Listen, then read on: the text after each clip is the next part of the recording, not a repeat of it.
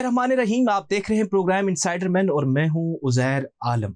नूर Muqaddam case, सना यूसुफ कत्ल case, उसके बाद इस तरह के बेतहाशा केसेस सामने आए। अभी रिसेंटली बलूचिस्तान में डॉक्टर मानूर का केस सामने आया। अभी उसके जख्म जो है वो नहीं भरे हुए थे और एक और केस जंग से सामने आता है 17 साला इशाल फातिमा का।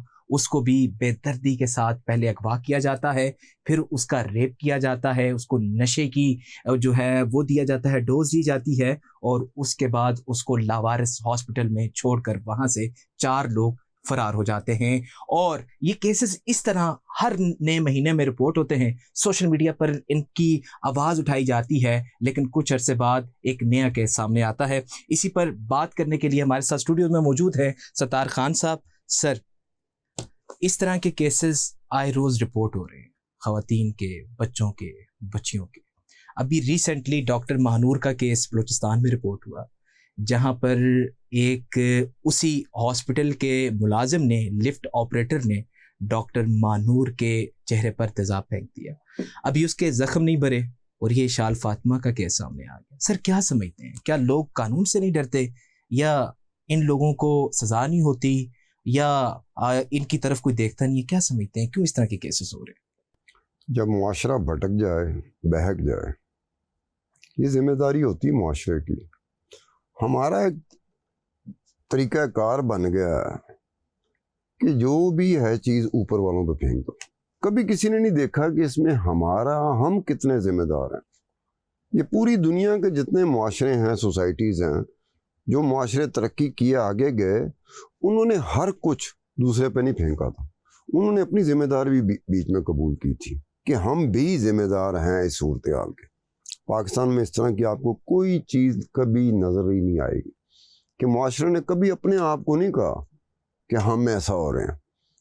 दूसरे पे डालने का हमारी आदत इतनी पड़ गई है कि दूसरे पे मुरीद इल्ज़ाम डाल दो। ओ जी, अगर पुलिस ऐसे ना होती तो ये ना होता, ओ जी हुकूमत ऐसी ना होती तो ये ना होता, ओ जी ऊपर बैठे वाले ऐसे ना होते तो ये ना होता। ये दुनिया में की तारीख में कभी भी किसी मुआशरे को पढ़ते हुए मैंने ये ट्रेंड नहीं देखा था कि ये क्या बात हुई, हर एक चीज़ दूसरे पे, हर एक ऊपर पे। हमें अपनी जिम्मेदारी, जिस दिन हम लोग अपनी जिम्मेदारियां कबूल करना शुरू करेंगे ना, इम्प्रूवमेंट आनी शुरू होगी। मैं वायलेशन करता हूँ ट्रैफिक की, मैं सिग्नल की परवाह नहीं करता। क्यों?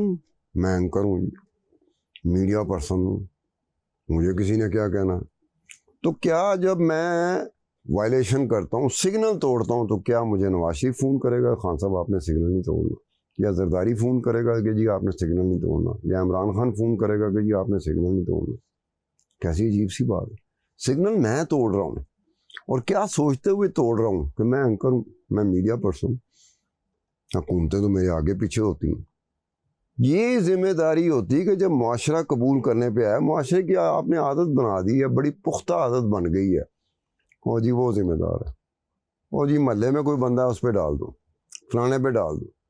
यार, जिस दिन आपने शुरू हुए, अब ये जितना भी वाक़यात आप बता रहे हैं, बहुत सारे ऐसे वाक़यात होंगे जिसमें खुद जिसके साथ ज्यादती हुई है वो भी जिम्मेदार होती है। वो सरहद अपने करीब ले आते हैं। आपने इतनी गुंजाइश छोड़ दी कि अगला यहाँ तक आ जाए। सर, 2021 से 2024 तक सरकारी अदाद-ओ-शुमार के मुताबिक तकरीबन 1,73,000 खवातीन पर तशद्दुद के केसेस रिपोर्ट हुए, और 2025 के जो पहले 6 माह थे उसमें सर 700 केसेस खवातीन के साथ रेप के, उनके कत्ल के केसेस रिपोर्ट हुए। सर, सवाल ये है कि आखिर हमेशा खवातीन को इस तरह टारगेट क्यों किया जाता है? इतना आसान टारगेट है खवातीन? यार, एक बड़े चैनल में था वो कि उन्होंने मुझे निकाल दिया था। वहाँ एक कॉन्सेप्ट मैंने उनको ऑफर दी थी कि डॉक्यूमेंट्रीज, 4 डॉक्यूमेंट्रीज मैंने शूट भी कर दी थी, क्योंकि डॉक्यूमेंट्री का एक प्रोसेस होता है, एडिटिंग में बहुत टाइम लगता है, 15 दिन, 20 दिन, महीना, महीने से ऊपर भी। उन डॉक्यूमेंट्रीज में से एक डॉक्यूमेंट्री थी जो इंडिया का वो रिकॉर्ड था पिछले 10 सालों का, कि पिछले 10 सालों में state wise, union territory wise, उम्र के हिसाब से कि कितनी उम्र की ये औरतें, लड़कियां थीं, और इसमें जिम्मेदार अल्टीमेटली कौन निकल रहा था?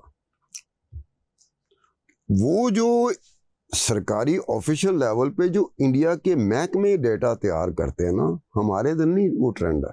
पता नहीं हम इंफॉर्मेशन से क्यों छुपाते हैं। हर एक की आदत बन चुकी। एक आम आदमी का वो भी इंफॉर्मेशन छुपा रहा है अपने बारे में, हुकूमत भी छुपा रही है, महकमे भी छुपा रहे हैं, मुकम्मल तौर पे इंफॉर्मेशन नहीं देते। मैं इंडिया की बात कर रहा हूँ जिसमें मैं डॉक्यूमेंट्री वो तैयार थी मेरी। वो अलग बात हुई कि उन्होंने मुझे फारग कर दिया, तो अब डॉक्यूमेंट्री चूंकि मेरी थी, वो मेरे अलावा कुछ चला नहीं सकता ना। डॉक्यूमेंट्री का ट्रेंड है इंडिया के बारे में, रेप केसेस के 10 साल रिकॉर्ड, और उसका जो डेटा था, रिकॉर्ड था, जो ऑफिशियल रिकॉर्ड तैयार किया हुआ था, वो इतना तफसीलन था कि आप उसमें से बहुत सारे एस्पेक्ट्स, बहुत सारी डायमेंशन आप एक्सप्लोर कर सकते थे। पाकिस्तान में मैंने रेप के ऊपर 1-2 दफ़ा कोशिश की कि पाकिस्तान में कोई इस तरह का डेटा तैयार करते हैं, पाकिस्तानी महकमे ये उस तरह का डेटा ही नहीं तैयार करते। इनकम्प्लीट डेटा नहीं होता जिसमें बंदा पूछ रहा होता कि यार मुझे ये भी चाहिए इन्फॉर्मेशन, वो कहाँ है? वो तो है ही नहीं, जो ऑफिशियली पूरी दुनिया में प्रैक्टिस होती है। आपको तस्वीर ही पूरी तरह नहीं दिखाई जाती, तो आपने उस पर सोच विचार क्या करना। आपको अधूरी तस्वीर दिखा दी जाए उस बंदे की जिसके साथ आप सालों साल रहे हों, अधूरी में आप कंफ्यूज हो जाएंगे कि ये वो बंदा है कि नहीं है। हमारे सामने अधूरी तस्वीरें आती हैं, अधूरी तस्वीरों में हमने तुक्के ही मारने हैं, टेवे ही लगाने। अब ये जो चीज़ है ना, इसमें वो बात होती है कि माशरा, क्योंकि ये जब मैंने इंडिया के 10 साल हिस्ट्री के ऊपर, रेप की केसेस के ऊपर डॉक्यूमेंट्री तैयार की थी ना, उसमें सबसे ज़्यादा जिम्मेदार भला कौन थे? जो उस लड़की, उस औरत को जानने वाले थे, उसकी फैमिली, जो उसकी within their own family. Sir, Ishal Fatima के केस में भी बिल्कुल इस तरह की स्टोरीज सामने आ रही है। 2 स्टोरीज हैं। एक वो जो FIR का मतन है जिसमें यह बताया जाता है कि वो घर से अपने कपड़े लेने गई थी, नवाज चौक है जंग में, वहां पर सिले हुए कपड़े, ये FIR का मतन मैं आपको बता रहा हूँ, और वापस नहीं आई और वहां से अगवा हो गया। मुबैना तौर पर बहुत से इन्वेस्टिगेटिव जर्नलिस्ट जो हैं वो ये बता रहे हैं कि इशाल फातिमा जो है वो घर में थी और खलील नामी कोई लड़का है, वो उनके घर आता जाता रहता था, इनका फैमिली फ्रेंड था। वो घर में आता है और इशाल फातिमा को वहाँ से लेकर जाता है और वो अपने दोस्तों के पास लेके जाता है फ्लैट पर। हसीब नामी कोई लड़का है उसके फ्लैट पर, और वहाँ पर ये नशा करते हैं, ड्रग्स लेते हैं, उसके बाद डांसिंग पिल्स लेते हैं, नशा ओवरडोज हो जाता है। और उसके बाद उनको डर होता है कि हम इस बच्ची के घर वालों को कॉल करके क्या बताएंगे। उनको डर था कि उसका बाप जो है अरशाद हुसैन, वो सवाल करेगा कि आखिर आपने मेरी बच्ची के साथ क्या किया। तो सर 4 से 7 जून के दरमियान कोई मुकदमा दर्ज नहीं होता, कोई FIR नहीं होती, और 7 जून को जब उसके बाप को एक अननोन नंबर से कॉल आती है कि आपकी बेटी फलां हॉस्पिटल में पुरइसरार हालत में मौजूद है, उसकी हालत बड़ी तशवीशनाक है, और वहाँ पर CCTV जो कैमरास हैं लगे हुए थे। ये लड़के सुर्ख रंग की गाड़ी में आते हैं और लावारिस उस लड़की को उस हॉस्पिटल में छोड़कर चले जाते हैं। तो सर 4 से 7 जून के दरमियान उसका जो बाप है वो मुकदमा दर्ज नहीं करवाता। इसके बारे में क्या कहेंगे, वो क्यों नहीं करवाता? यार देखो, मैं अपनी बात कर लूँ, अपनी फैमिली की बात कर लूँ, अपनी बीवी की बात कर लूँ। मैं जब इस्लामाबाद में था तो अबू धाबी टावर में मैं अपार्टमेंट में रहता था। फैमिली के साथ मेरा था कि 1 डेढ़ 2 साल बाद मैं फैमिली को इस्लामाबाद बुला लूँगा, सेटल हो जाऊँगा। ये जो टीवी का शो मैंने इस्लामाबाद से शुरू किया था 2013 में, तो वहाँ 2 वाक़यात ऐसे हुए कि मेरा एक स्टाइल था कि मेरे अपार्टमेंट में ना गेट टुगेदर्स होती थी। मेरी फैमिली नहीं होती थी, वो लाहौर थी, लेकिन फैमिली को पता होता था कि इसके अपार्टमेंट में गेट टुगेदर्स होती हैं। उन गेट टुगेदर्स में मैंने गेज करना शुरू किया एक चीज़ को। देखो, जो चर्च पी रहा है या शराब पी रहा है ना, मैंने उसको उस हालत में नहीं देखा। जब से ड्रग्स आई ना, ड्रग्स जानते हो किसको कहते हो? डांसिंग पिल्स हो गए, कोकेन हो यार गया, बेशुमार लंबी चौड़ी तादाद। इस ड्रग्स ने चीज़ें मेरे सामने हिलती हुई नजर आई कि यार ये तो चर्स का वो असर नहीं होता, शराब का वो असर नहीं होता, ये क्या चीज़ें ये ले रहे हैं। मुख्तलिफ किस्म, मुझे नाम भी नहीं पता था कि इसको क्या कहते हैं, इसको क्या कहते हैं, इसको क्या कहते हैं। That was a dangerous sign. और जिस तेजी के साथ वो फैल रही थी, तो पुराने लोग उसकी तरफ कम तादाद में आए। पुराने लोग, बड़ी उम्र के लोग, वो चर्स, शराब, दारू वो तो ठीक था, वहां तक थे। ये जो ड्रग्स, इस पे नहीं आए। तो वहां पर 2 लड़कियां ऐसी थीं जो आती थी वहां पे, और वो ड्रग इस्तेमाल करती थी। तो जब मेरी फैमिली शिफ्ट हुई इस्लामाबाद में, तो एक ऑब्वियस बात था कि अब उस घर में, मेरे अपार्टमेंट में, मेरी बेगम को पता था कि फिर अब कोई और दोस्त हैं जहाँ पर सुतार जाता है, वहाँ गेट टुगेदर होती है। तो एक दफ़ा एक लड़की थी जो अबू धाबी टावर में ही रहती थी, पेइंग गेस्ट थी, किसी अपार्टमेंट में रहती थी वो। पेइंग गेस्ट क्या, जिनके पास रहती थी वो 2 बड़ी उम्र के मियाँ बीवी थे, उनके बच्चे कहीं बाहर गए हुए थे। तो 3-3 कमरों के, 4-4 कमरों के, 2-2 कमरों के अपार्टमेंट थे। तो एक अपार्टमेंट उन्होंने एक कमरा जो है ना उस लड़की को दिया हुआ था, वो जो चार्ज कर देंगे, पेइंग गेस्ट जिसे कहते हैं। उनको पता था कि इस लड़की का यहीं इसी अबू धाबी टावर में मियाँ बीवी रहते हैं, वो एंकर रहता है, उसके साथ भी इनका है। वो एक दफ़ा वो लड़की रात को कभी आई, सुबह के वक्त आई, रात को आई, उसके पास चाबी भी होती थी। उनको बूढ़े मियाँ बीवी थे, वो बेचारे सोया थे, तो एक चाबी उसको दी हुई थी। वो कहीं आई है, सो गई है, उठ नहीं सकी। सुबह वो उठाते रहे हैं, नहीं उठ सकी। वो बेचारे मियाँ बीवी, बूढ़े मियाँ बीवी थे यार, बच्चे उनके बैरून मुल्क में थे। उन्होंने मुझे और मेरी बीवी को फ़ोन कर दिया, कहते इस लड़की को कुछ हुआ है। अब मैं समझ गया कि ये जो ड्रग्स इस्तेमाल करती थी, इसी का असर होगा, रात को पता नहीं कहीं गई होगी।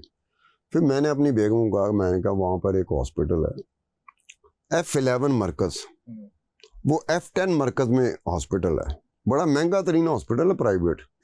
मैं और मेरी बेगम उस लड़की को लेके गए। अब जब हॉस्पिटल में गए, मैं चूंकि टीवी पे आता था, इसलिए उन्होंने मेरा बड़ा किया। मैं कहा इस लड़की को मैं भी जानता हूँ, मेरी बेगम भी जानती, इसके साथ कुछ हुआ ये रात को मेरे ख्याल में, और ये ठीक नहीं, हम इसको ले आए ताकि आप इसको करें। महंगा तरीन हॉस्पिटल में बता रहा हूँ। मैंने पैसे निकाल के उनको, मैंने कहा कहाँ जमा कराने। वो समझ गए थे कि ये लड़की की पोजीशन बताती है कि ये शायद इतने बड़े हॉस्पिटल को अफोर्ड नहीं कर सकते, लेकिन ये खान साहब हैं जो कर रहे हैं। उन्होंने प्रॉपर तरीके का ट्रीटमेंट किया। कोई 12-14 घंटे, 16 घंटे बाद उसे होश आया। उसके बाद उस डॉक्टर ने मुझे कहा, उसने कहा खान साहब ये वो जो मियाँ बीवी हैं दोनों बूढ़े, जिनके घर ये पेइंग गेस्ट है, अगर वो ना होते, वो आपको इतला ना देते और आप इनको हॉस्पिटल ना लेके आते, ये लड़की बच नहीं सकती थी। ये डॉक्टर कह रहा है। उन्हें क्या, इसकी वजह भला क्या है, इसकी ये हालत देख के लोग डिसोन करना शुरू कर देते हैं, वो मुद्दा पै जाएगा, मुद्दा पै जाएगा। ये प्रॉब्लम है हमारे यहाँ। आप कोशिश नहीं करते कि यार इसको कुछ आखिरी वक्त में कुछ चीज की इसको जरूरत होगी, इसको पहुंचा दिया जाए ताकि ये बच जाए। हमारे यहाँ प्रॉब्लम क्या, हम डर जाते हैं। खौफ हमारे पे इतना है कि हम छोड़ के चले जाते हैं। उस लड़की ने बताया, उसने कहा मुझे जो याद आता है ना, तो मुझे एग्जैक्टली इस अपार्टमेंट में, मेरे अपार्टमेंट में या अबू धाबी टावर में छोड़ा नहीं गया था, इससे पहले उतार दिया गया था। यानी कि जो उतार रहे थे उनके ज़हन में था इसकी हालत जो हो चुकी हुई है, मुद्दा ना पै जाए, वो अपार्टमेंट से दूर छोड़ दिया उसको। इस तरह के 2 वाकया, तो दोनों लड़कियां थी और दोनों इस्लामाबाद की रहने वाली थी। इस्लामाबाद में वो रिहाइश हॉस्टल में रहती थी, नौकरियां करती थी। लेकिन ये उनको मत पड़ गई, ये लत पड़ गई, मत क्या मैं कह रहा हूँ, लत पड़ गई कि ये ड्रग्स में एक ऐसी चीज होती है जिसमें आप समझ लें कि आधे से ज्यादा 50, मोर देन 50% आपके हाथ से बाहर निकल गई। कर लो जो करना। ड्रग्स जो होती है ना, एक मेरी बात सुनो, जब ड्रग्स आप पे हावी होती है ना, आपके माँ बाप आपको नजर नहीं आ रहे होते, आपकी फैमिली नहीं नजर आ रही होती, आपका कैरियर नहीं नजर आ रहा होता, आपका बिजनेस आपको नजर नहीं आ रहा होता। ये ऐसी चीज है, ये डोमिनेट करती। और वो जो जिस पे डोमिनेट करती है ना, वो सुरूर की आला सतह पे होता है। वो चाहता ही यही है कि जी मुझे पता ही ना चले क्या हो रहा।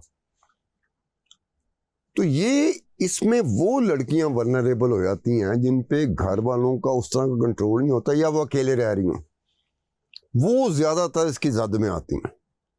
अभी पिंकी का केस हुआ था, मैंने बड़ा इंटरेस्ट लिया था। वाई ड्रग्स ने इस माशरे में जो 3-4 बड़ी बीमारियां, बुराइयां या वबा नहीं है, उनमें से एक ड्रग्स है। ड्रग्स ने इस माशरे में जो ऊपर वाला दर्जा नहीं होता, well of, well connected, financially strong, academic background strong, उन फैमिलियों को हिला दिया हुआ है। आपके ड्रग्स ने इस मुल्क उस पर तो कोई काम ही नहीं करता। हमें पॉलिटिक्स से फुर्सत ही नहीं मिलती, 24 घंटे हम पॉलिटिक्स पे बात कर रहे होते। जिन चीज़ों ने हमें तबाह किया है उसमें हमारा मुआशरा बोलता ही नहीं, वो छुपाता है। जैसे आप कह रहे हो कि उस लड़की का बाप जो है ना वो रिपोर्ट ही नहीं कर रहा। क्यों नहीं कर रहा भाई? वो क्यों नहीं कर रहा भाई?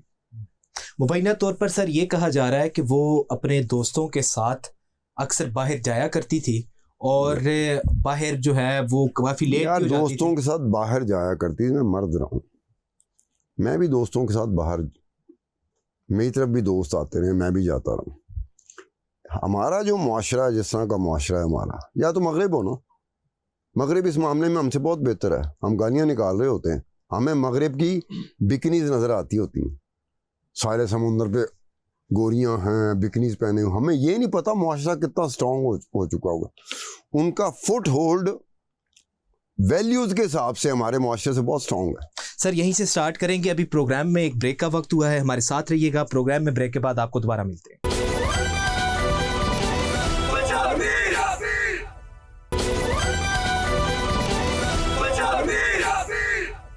वेलकम बैक नाजरीन। सत्तार खान साहब बात कर रहे थे मगरिबी मुआशरे की, बिकनीज की। आप बात कर रहे थे कि हमें उनकी बिकनीज नजर आती हैं और हम उस पर तनकीद करते हैं। उनका मुआशरा वैल्यूज को देखा जाए, फैमिलीज की जो वैल्यूज है ना वेस्ट में, जिस पे हम तनकीद नहीं कर रहे होते, बेहया लोग हैं फलाना, हमारी आंखें ही बंद होती, दिमाग भी बंद हो जाता हमारा, आंखें बंद हो जाती, कान बंद हो जाते, हमारी जुबान चल रही होती। अब ये 3 चीजें बंद हो तो जुबान चलेगी तो क्या बोलेगी? ठाठा ही बोलेगी ना। उनके यहाँ वैल्यू, ड्रग्स, कितना उनको भी ड्रग्स ने तबाह किया। ये जो अमेरिकी सदर है डोनाल्ड ट्रम्प, आते हुए जब इलेक्शन लड़ रहा था, 2-3 बड़े बड़े इसके नारे थे। एक नारा ड्रग्स के ऊपर भी था, जिसकी वजह से उसे वोट पड़े हैं। एक इमिग्रेंट्स का था, ड्रग्स का था, अमेरिका फर्स्ट था, एक पॉपुलर, वो खुद बड़ा बड़ा था।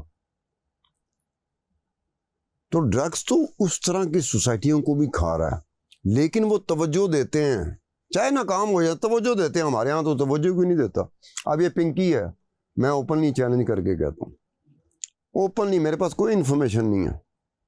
ये पिंकी को उन्होंने क्या कहा था कि ड्रग क्वीन, कोकेन क्वीन, ये नहीं होगी, इससे ऊपर पता नहीं क्या क्या चीजें होंगी जो ड्रग्स का काम करते हैं। पिंकी एक अपनी जगह पर जरूर होगी, लेकिन ये कोकेन क्वीन नहीं हो सकती, क्योंकि इससे ऊपर बड़े बंदे होंगे, बंदियां होंगी जो कोकेन का कारोबार, ड्रग्स का कारोबार करते होंगे। सर ड्रग्स की रसाई इतनी आसान क्यों हो चुकी है? यार पैसा देखो, कॉलेजेस में इतनी आसानी से मिल जाती है। ये होता है, ये चेन ऑफ कमांड बनती है। उस चेन ऑफ कमांड में जूं जूं जितने दर्जे बनते जाते हैं ना, ये काम आसान हो जाता है, क्योंकि पैसा बड़ा है, रिटर्न बहुत। अब तुम यहाँ बैठे हो, सुबह से लेकर रात तक तुम मेहनत करते हो, तुम्हें 2200 रुपये मिले। दूसरी जगह एक हल्की सी तुम्हें ऑफर आए कि 22 लाख है। 2200 रुपये और 22 लाख रुपए में कितना फर्क होता है बताओ? तू एक दफा सोचने में मजबूर हो जाएगा। 22 लाख रुपया, भाई आपने ये करना है, आपकी जिम्मेदारी ये होगी, बाकी फलाने की जिम्मेदारी होगी, लेकिन उज़ैर आपकी जिम्मेदारी ये होगी, आप बेहतर तरीके से कर सकते हो अगर हौसला करो। सर उज़ैर को 22 करोड़ भी मिले, वो कभी ये काम नहीं यार वो ना करना एक अलग बात है, लेकिन 22 लाख सोचने में मजबूर कर देता है कि 2200 से 22 लाख, ये मैं तुम्हें बता रहा हूँ। एक और बात मैं तुम्हें बताऊंगा, ये जो करप्शन होती है, इसमें हमने देखा कि मुआशरा उस पर सिर्फ गुबार निकाल रहा होता है, स्टडी नहीं कर रहा होता, जिसे जेन्युइनली स्टडी कहते हैं, रिसर्च जो पूरी दुनिया में होती है। करप्शन के ऊपर भी है कि आपका दुआ करनी चाहिए कुदरत से कि आपकी वो सूरत हाल ना बने कि जहां पर आप करप्शन के बारे में सोचना शुरू कर दें। वो कैसा है, माँ डेथ बेड पे है, ओए होए होए होए, प्योर डेथ बेड पे है, आपके पास दवाइयों के पैसे नहीं। मैं तुम्हें बता रहा हूं कि ये रिसर्च होती है। हमारे यहाँ तो बस गालियां दे जाओ, ये मुझे पसंद नहीं गा। मैं कहा तुझे गालियां क्यों दे रहा, खान जी वो करप्ट है, तो मैं कहा करप्ट तो तू भी है। अपने करप्शन की हमारे पास जस्टिफिकेशन होती है, दूसरे ही करप्शन की नहीं होती। तो वो जिसकी माँ डेथ बेड पे है, जिसका बाप डेथ बेड पे है, जिसका बच्चा स्कूल से निकाला जा रहा है कि फीस नहीं दे पा रहा, जिसका मालिक मकान आखिरी वार्निंग दे रहा है कि 6 महीने हो गए, 8 महीने हो गए, उस बंदे के पास जब ऑप्शन आती है ना करप्शन की कि वो करप्शन कर सकता है, तो वो हिल जाता बंदा। कहते हैं उन हालात से बचना चाहिए, कुदरत से दुआ करनी चाहिए कि मेरी आंखों के सामने मेरी माँ डेथ बेड पे ना हो, मेरी आंखों के सामने मेरा बाप डेथ बेड पे ना हो। बातें करना बड़ा आसान होता है, मैं इंज कर दूंगा, इंज कर दूंगा। जब ऊपर पड़ते हैं ना हालात, उसमें जो प्रिवेल करता है असल बंदा तो वो होता है। सर आपने एक बात की कि जब ड्रग्स हावी हो जाते हैं, इंसान को अपनी फैमिली नजर नहीं आती, इंसान को अपना कैरियर नजर नहीं आता, इंसान को अपने दोस्त नजर नहीं आते। इस केस में, इशाल फातिमा के केस में, आप क्या समझते हैं कि ऐसा ही कुछ हुआ होगा? यार देखो, छोटी उम्र के लड़के या छोटी उम्र की लड़कियां वो गालबन एक किस्म की अपॉर्चुनिटी होती है कि हमने ऊपर जाना है। ये ड्रग्स क्यों, इस ड्रग्स के बारे में दुनिया भर कहती है कि एक बात आप सोच रहे होते हो, आप स्ट्रगल कर रहे होते हो, आप मेहनत कर रहे होते हैं, उसमें आपको प्रोसेस नजर आता है लंबा। ड्रग्स लेके वो प्रोसेस को जेहन में लाओ, मान लगेगा सुबह हो जाएगा, शाम को हो जाएगा, 24 घंटे, 48 घंटे, 72 घंटे, एक हफ्ते, एक डेढ़ हफ्ता, एक महीने में हो जाएगा। ड्रग्स उस जगह पे ले आती है। अब देखो उसकी असर में आके जो आप फैसले करोगे, किस तरह के फैसले होंगे, उसमें तो बंदा भी मार देते हो आप, आपको खुद पता नहीं चलता। इस यहाँ पर तो वो चीजें बाहर नहीं आती, लोगों को तो सरसरी चीजें नहीं है, अट्ठो अट चलाई गई। हमारा मुआशरा तो अब अट्ठो अट पे लग गया ना, सोशल मीडिया पे आया, अट्ठो अट चल पड़ा। ओ भाई, ड्रग्स के इन्फ्लुएंस में मर्डर हुए हैं जिसमें डॉक्टरों की रिपोर्ट, किसको पता नहीं चल रहा था कि वो मर्डर कर रहा है। अब अंदाजा को, उसे एक्चुअली वो महसूस नहीं कर रहा था कि वो मर्डर कर रहा है। मैंने ड्रग्स नहीं ली, तुमने ड्रग्स नहीं ली, हम जब मर्डर करेंगे, अगर खुदा ना खास्ता ये काम करते हैं, तो हमें पता होगा कि हम मर्डर कर रहे हैं। वो तो उस हालत में होते हैं कि उनको ये महसूस नहीं हो रहा होता, वो हवा में बात होती कि शायद असी मजाक ना कर रहे, या शायद गुस्से जो आ गए होते हैं कर दो। और बाद में जब ऐसे करके होश आता है, उनको फिर महसूस होता है कितना बड़ा काम कर गया। ये आप ऐसी चीजों से बचें जो आपको यही ना पता चले कि आप एक्चुअली कर क्या रहे हो। ये ड्रग्स की हालत में मैंने देखा है, वज़ीर आज़म को चैलेंज कर दिया, चीफ जस्टिस को चैलेंज कर दिया, आईजी को चैलेंज कर दिया, चीफ सेक्रेटरी को चैलेंज कर दिया।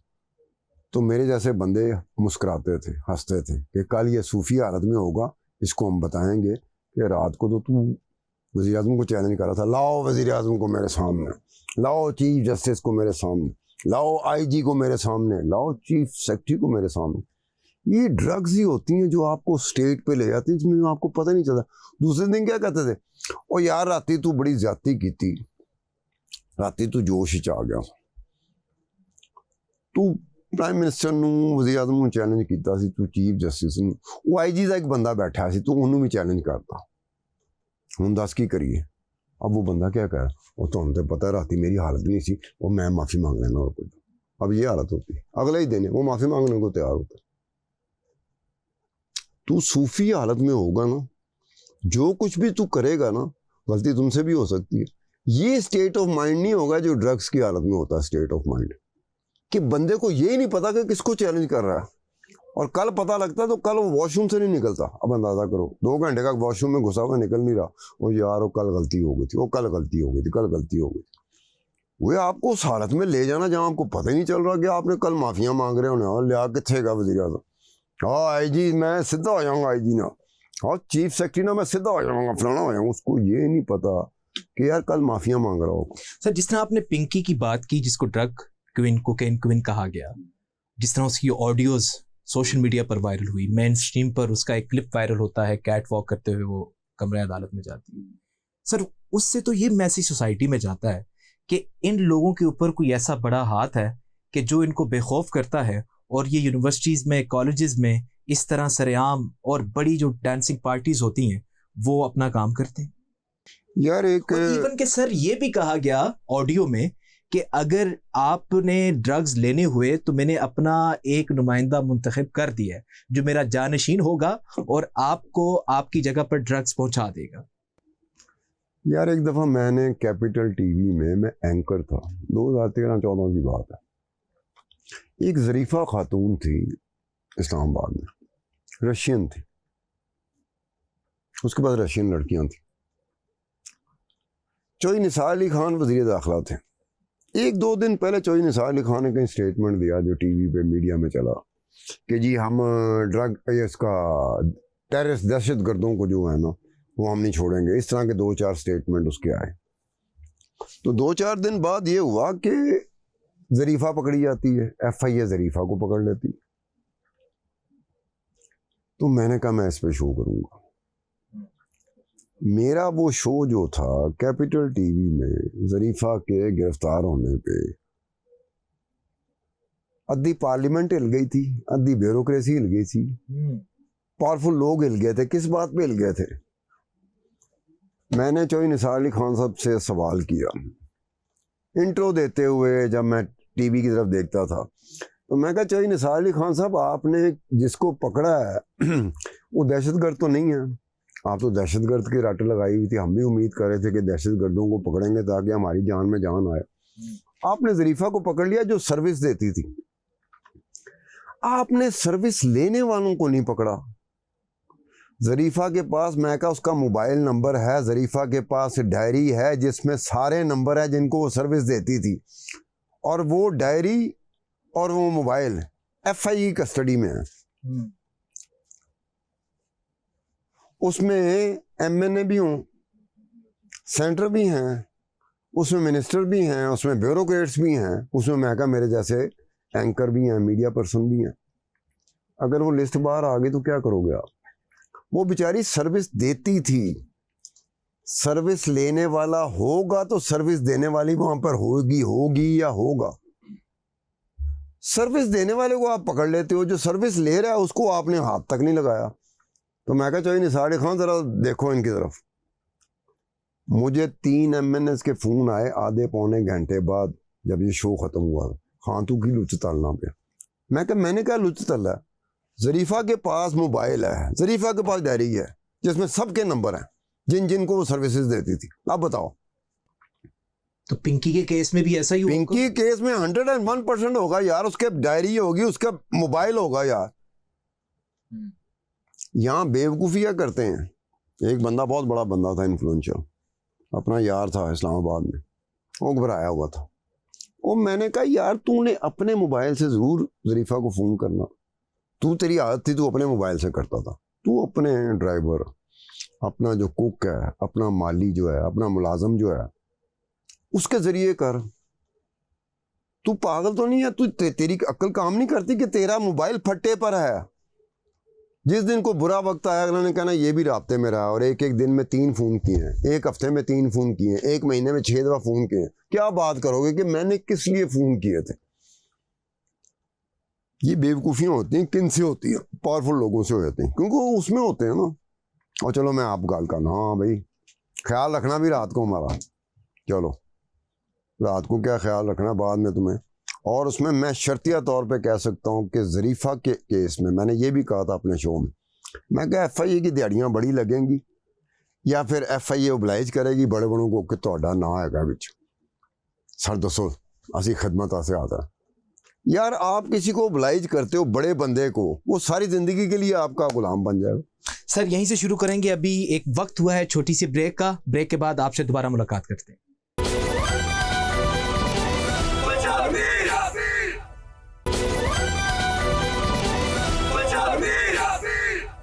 वेलकम बैक नाजरीन। खान साहब, कराची में डीएचए फेज 6 में एक मशहूर मॉडल एक्ट्रेस की लाश मिलती है और लाश इस कदर पुरानी होती है कि पहचानी नहीं जाती, डिकम्पोज हो चुकी होती है, ऐसी कंडीशन होती है। और बाद में जब तहकीक की जाती है, डॉक्टर्स देखते हैं, मुबैना तौर पर यह कहा जाता है कि ड्रग्स के ओवरडोज की वजह से उसकी ये हालत हुई। मॉडल एक्ट्रेस का नाम था हुमैरा असगर और ये केस सोशल मीडिया पर बहुत ज़्यादा वायरल रहा। ये इत्तेफाक की बात है उज़ैर कि कुछ चीज़ें तुम याद मुझे दिलाते हो। ये अचानक तुम्हारी वजह से मुझे याद आया कि ये हुमैरा असगर की मौत के ऊपर मैंने एक चीज़ को एक्सप्लोर किया इंटरनेशनल लेवल पे। हुमैरा असगर के मौत में ये बात सामने आई कि काफ़ी दिनों से, काफ़ी अरसे से उसकी मौत का किसी को नहीं पता था, उसकी लाश पड़ी हुई थी। बिल्कुल। मैंने फिर उस पर रिसर्च किया पूरी दुनिया के ऊपर। वो होता है कि एक बंदा अपने घर में मर चुका है और हफ्तों बाद, महीनों बाद, दिनों बाद उसका पता चलता है। तो जापान टॉप पे था। अकेले मरना, अपने घर में, अपने अपार्टमेंट में, अपने फ्लैट में अकेले मर गए और पता कुछ दिनों बाद चला। लेकिन वहां पर यह है, हमारे यहाँ है फैमिली सिस्टम, पूरा टब्बर, चाचा भी, ताया भी, मासी भी, फूफी भी, फूफा भी, हमारे यहाँ सिस्टम है। बाहर की दुनिया में नहीं है ये। वो बाहर की दुनिया में इसकी वजह ये बनी, और ज्यादा उम्र के लोगों की डेथ मैंने कवर की थी। वहां से मुझे हुमैरा असगर से पॉइंट मिला कि अकेले आपकी डेथ हो गई है। तो पाकिस्तान में तो बड़ा रेयर फिनोमिना है।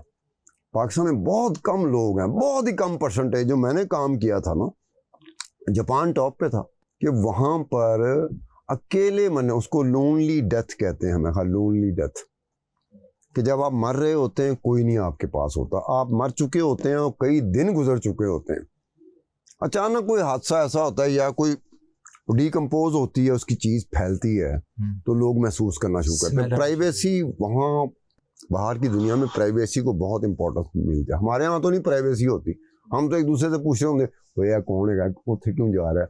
बाहर की दुनिया में आदमी है, वो मजबूर होके फिर कहते हैं कि यहाँ पे कुछ हुआ है, हमें स्मेल आ रही है, या ये है कि आमदोरफ्त नहीं है पिछले कुछ दिनों से। वो उस वक्त जाके कहते हैं, और जब तलाशी पुलिस को बुलाते हैं, बाकायदा फोर्स जो इस काम के लिए बनी होती है, जिनका जो मुतल्लिका इदारे होते हैं उनको बुलाया जाता है, तो लाश आगे बढ़ी होती है। फिर उसका जो मेडिकल उसका चेकअप करते हैं तो पता चलता है 4 दिन पहले का मर चुका है, 1 हफ्ता पहले का मर चुका है। पाकिस्तान में हुमैरा का रेयर, हुमैरा की तरह की डेथ बड़ी रेयर है। वजह क्या है? फैमिली के साथ हम रहते हैं। अब जो अकेला रह रहा है वो रिस्क पे होता है, और खुदा ना खास्ता अगर उसे ड्रग्स की आदत है तो उसे अकेले नहीं रहना चाहिए। ये एक मैं बात पूरे वसूख से कह रहा हूं। अगर वो ड्रग्स लेता है, कम अज कम उसकी कोशिश होनी चाहिए कि वो किसी के साथ रह रहा हो। रात को जब सोए तो वो अकेला ना हो, उस घर में, उस कमरे में, उस अपार्टमेंट में, उस फ्लैट में। हुमैरा बेचारे की बदकिस्मती क्या थी कि वो ड्रग्स लेके आई है और अकेली रह रही थी। तो कितने दिन, कम पे 6 महीनों का बताया तो फिर तौर पर। अब ये बात हुई कि इत्तेफाक से तुमने वो बात याद दिलाई जिसको मैंने इंटरनेशनल कॉन्टेक्स्ट में जाके उसको किया था, उसको मैंने कहीं रिपोर्ट भी किया था। तो ये चीज़ थी कि हमारे मुआशरे में आपने मुआशरे को जिंदा करना है। अगर मुआशरा इसी तरह का, इसी तरीके से डेड एंटिटी बना रहा, सिर्फ मीडिया में आके 2-4 स्टेटमेंट दे देना, किसी ने जोश में आके बात कर देनी, किसी ने ये कर देना, ये नहीं होता। ये अलाइव होने का ये मतलब नहीं होता। इसे नहीं कहते कि अलाइव है मुआशरा। अलाइव मुआशरा क्या होता है? कॉन्स्टेंटली उस चीज़ पे जोर दे रहा होता है।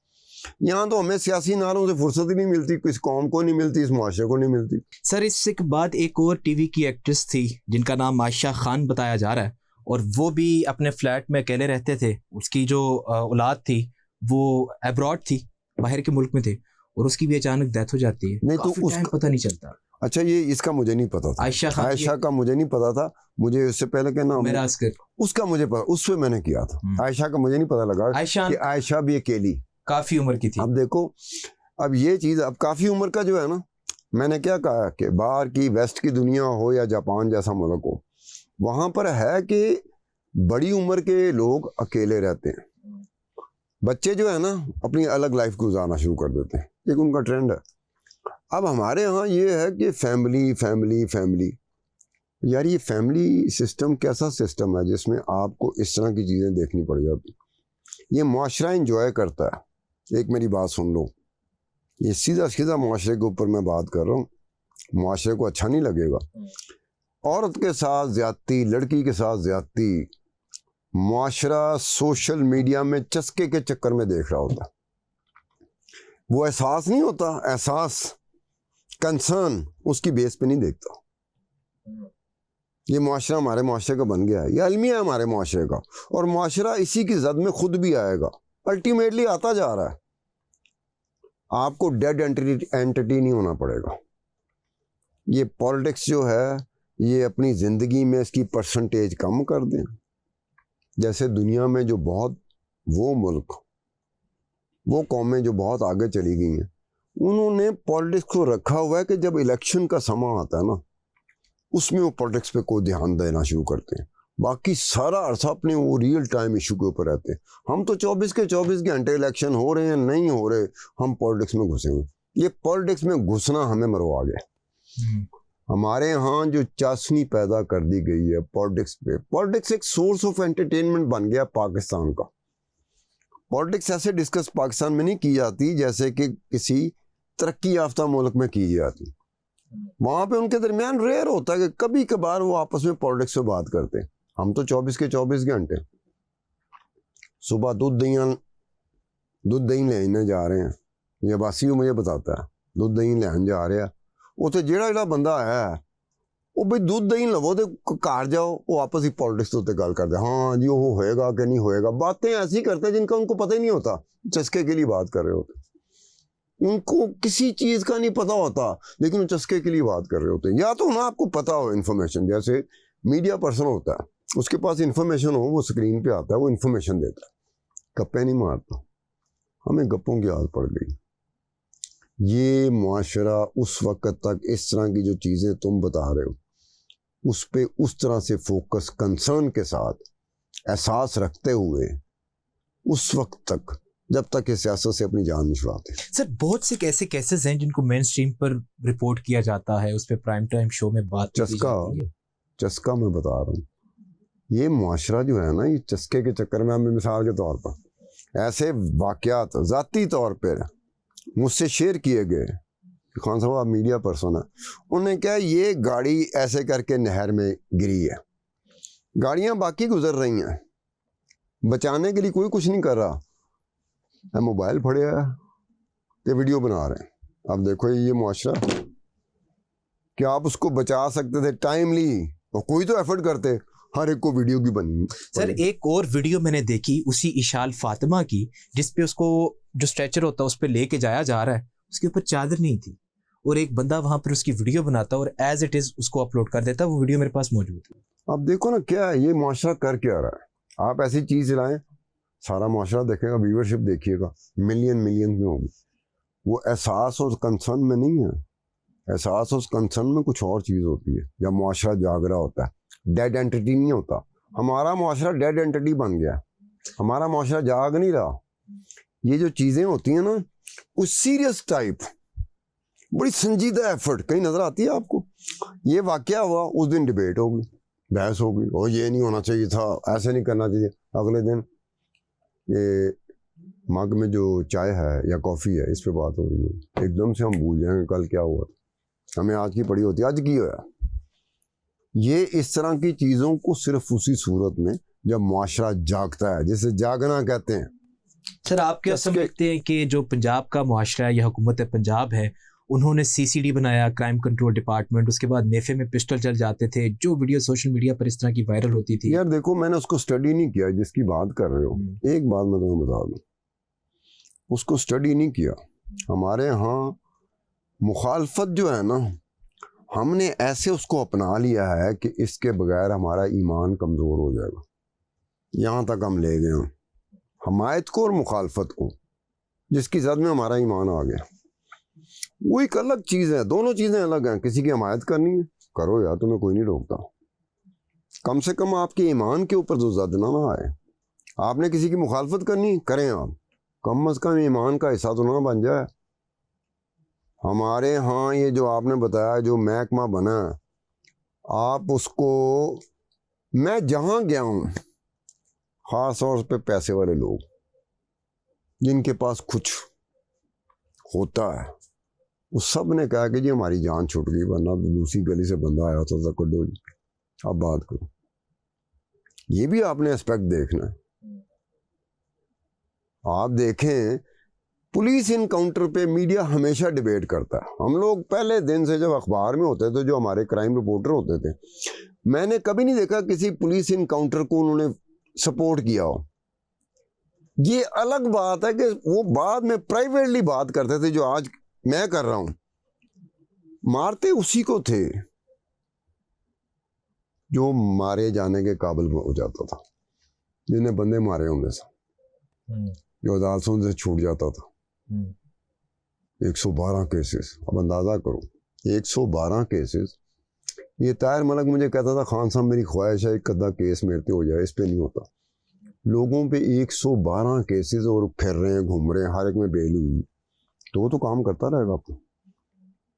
अल्टीमेटली ये वो एक चीज है जिस पे आप जाते हो, जिसको हम पसंद नहीं करते, लेकिन हमारा आगे सिस्टम बड़ा वीक है।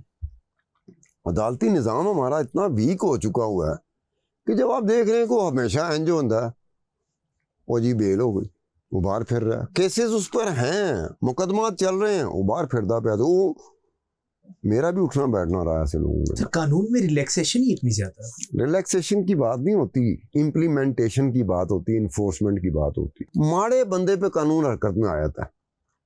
और एक हमारा 1103 नंबर नहीं है कैदी, एक तो वो अडियाला जेल वाला है ना, 804 है, वो साडा कैमरा मैन नहीं है 1103, जो बेचारा अंदर हो गया था, जिसको अंदर किया था, मारा गया था उसको। अब इसकी दफा कानून हरकत में आता है, बड़ा बंदा हो ना, बंदा अडियाला जेल वाला है ना, भाई कानून हरकत में नहीं आता। वहां उसको फैसिलिटीज मिल रही होती, इनू खाना दो, इनू सिक्योरिटी दो। वो 12 लाख रुपए टुट पैना सानू पै रहा कौमी खजाने को, महीने का 12 लाख रुपए। ये साड़ा 1103 नंबर वाला कैमरा मैन है राशद, खुदा दी कसम, इसको बताओ इसके ऊपर तूने कोई 10 रुपए भी खर्च किए जो अंदर किया, बताओ। उसके ऊपर 12 लाख रुपए महीना खर्च हो रहा है। ऑफिशियल रिकॉर्ड जो हाई कोर्ट में सबमिट हुआ हुआ, इनको कहें पीटीआई को जाके चैलेंज करें। ये होता है कि ए माड़ा बंदा है, ऐसे कानून हरकत ही जाएगा, वो तगड़ा बंदा है, उसे कानून सो जाएगा। कानून को सोने की भी आदत है। वो तगड़ा बंदा देख के ना कानून सो जाता है, माड़े बंदे को देख के ना कानून जाग जाता है। प्रॉब्लम ये है, आप समझ रहे प्रॉब्लम क्या है? हमने एक एक चीज को अपने कंट्रोल में नहीं लिया, सारी चीजों को हमने अपने कंट्रोल में ले लिया। जो हम पावरफुल लोग हैं, हमने सारी चीजें कंट्रोल में ले ली। हम वो काम कर जाते हैं, पावरफुल क्वार्टर्स, तगड़े लोग होते हैं। गरीब आदमी को तुम कहो, माड़े बंदे को, ताहिर मलिक की तरह के माड़े बंदे को हिल जाएगा, वो कौन सा मैं नहीं कर सकता। क्यों? इसको पता एकदम कानून एक्टिव हो जाएगा, जाग जाएगा, मैं ही बड़े हूँ। तगड़ा बंदा कहना मैं दिन नहीं तो 35 दफा काम करना, 36वीं दफा कर लूंगा, तो की फर्क पड़ेगा। तभी कहते हैं कि ये मुल्क तो है ही तगड़ों का, हम तो खाम खाएं। ये वैसे मैं कई दफा सोचता था कि पाकिस्तान बनाने वालों ने क्या सोचा था कि पाकिस्तान का मतलब, मैंने बाद में किसी से सोचा, उन्होंने कहा पाक लोगों की जगह। मैं कहा पाक तो मुझे नजर नहीं आता, जो मेरा तजर्बा 40-45 साल का मीडिया में हुआ, तो इसको कोई और नाम दे दिया जाता। ये मुल्क बना ही तगड़ों के लिए था, मुझे इस पर कोई डाउट नहीं है। ये बना ही तगड़ों के लिए था फ्रॉम द डे वन। ये माड़े को नहीं बना था, माड़े ने छड़ देना चाहिए खुदा दी। हूँ माड़ा कौन है? अब्बासी है बेचारा, उनको छड़ दे मुल्क, वो कहेगा खान साहब 333 रुपए मेरी जेब ही पे ने, तुम कहते मुल्क छड़ दो, मैं किस तरह छड़ सकना? गरीब आदमी क्या करेगा? ये लॉन्चों की बातें तुम्हारे सामने नहीं आती। समुंदर में डूब गई लॉन्च में, मुश्किल से 50 लोगों की गुंजाइश नहीं बनती, 350 बंदा सवार। वो 350 को नहीं पता कि हमने मर जाना है। वो मौत अपना हथेली पे रख के पैसे दे के वो बाहर जाते हैं नौकरी के लिए। उनको पता होता है कि लॉन्च के साथ कुछ हो सकता है। यार एक लॉन्च में बैठा हो बंदा, भाई हम लोग बैठते हैं मिसाल के तौर पर, बस में बैठते की बात कर रहे हैं, बस, हाँ, बस में बैठते हैं ना, वैगन में बैठते रहे, हमें पता होता था यार रश कितना है, इन्होंने जरूर तो ज्यादा बंदे भाए ने, तो जो लॉन्चों में बैठ के बाहर जाते हैं रोजगार के लिए समुंदर के रास्ते से, उनको नहीं पता कि यार लॉन्च इतनी है, गुंजाइश से ज्यादा बंदे, उनको पता होता है, लेकिन उन्होंने अपनी मौत यहाँ देख हाथ पे रखी होती है। बच भी सकते हैं ते रुड़ भी सकते हैं, और उड़ जाते हैं। अमीर आदमी नहीं, अमीर आदमी के लिए अगर मुल्क छोड़ना हो पाकिस्तान को, तो पूरी दुनिया के जो बड़े बड़े मुल्क हैं वो उनके लिए ऑफर लेके बैठे होते हैं कि आपने इन्वेस्टमेंट करनी है, आपके सामने ये अपॉर्चुनिटी, आपके पास पैसा है, बड़े आराम से आपका वीजा लगता है, आपको कार्ड इशू हो जाएंगे। क्यों आप उस मुल्क में जाके इन्वेस्टमेंट कर रहे हैं, उस मुल्क में एम्प्लॉयमेंट जनरेट आप कर रहे हो। अमीर आदमी को तो बड़े आराम से जा सकते, अगर वो फैसला कर ले तो। गरीब आदमी तो फिर 1103 रह जाता, इन्हें फिर किस दिन बेचारे ने फड़े जाना, फिर इन्हें कुट पै रही होगी। बहुत शुक्रिया खान साहब, आपने बड़ी इंसाइडर बातें की हैं। और इस वक्त मुबैना तौर पर यह बताया जा रहा है जो 4 मुल्ज़मान थे इस इशाल फातिमा केस में, उन चारों को गिरफ्तार कर लिया है। और कुछ मुल्ज़मान जो है मुबैना तौर पर यह बताया जा रहा है कि वो सीसीडी के पास हैं और कुछ मुल्ज़मान पुलिस के पास हैं। जो मुल्ज़मान सीसीडी के पास हैं उनकी अल्लाह ताला मग़फ़िरत फरमाए, और जो पुलिस के पास हैं उनको भी अल्लाह ताला मग़फ़िरत फरमाए और उनको ऐसी सज़ा दी जाए कि वो मिसाल बन जाए। इसमें खलील नाम का जो लड़का है वो मेन किरदार रखता है जिसने ये सारा मामला किया। बाकियों के बारे में मुबैना तौर पर कहा जा रहा है कि उनको फिर रिलैक्सेशन जो है वो मिल सकती है, क्योंकि खलील ये काम करने के बाद लाहौर जाता है, लाहौर में फिर पुलिस छापा मारती है, उसको गिरफ्तार करती है। इस तरह के बहुत से केसेस रिपोर्ट होते हैं, सोशल मीडिया पर आवाज़ भी उनकी उठाई जाती है, लेकिन कुछ दिनों बाद वो आवाज़ इसी तरह ख़त्म हो जाती है और फिर नया केस सामने आता है। हम कब तक इस तरह के केसेस को बर्दाश्त करेंगे? कब तक इशाल फातिमा, नूर मुकद्दम, डॉक्टर मानूर और इस तरह की जो बच्चियां हैं जिनके साथ ये काम किया जाता है, रेप किया जाता है, ड्रग्स दिए जाते हैं, कब तक हम बर्दाश्त करेंगे? और जो हमारे मुतल्लिका डिपार्टमेंट हैं उन्हें इस बार ऐसा रिजल्ट दिखाना चाहिए, ऐसी मिसाल बता देनी चाहिए ताकि कोई भी बंदा अगर इस तरह का कोई गलत काम करता है तो वो 100 बार सोचे। कमेंट सेक्शन आपके पास है, अपनी कीमती राय के हवाले से हमें ज़रूर आगाह कीजिएगा। फिल वक्त के लिए अपने मेज़बान उज़ैर आलम को दीजिएगा इजाज़त। अल्लाह हाफिज़।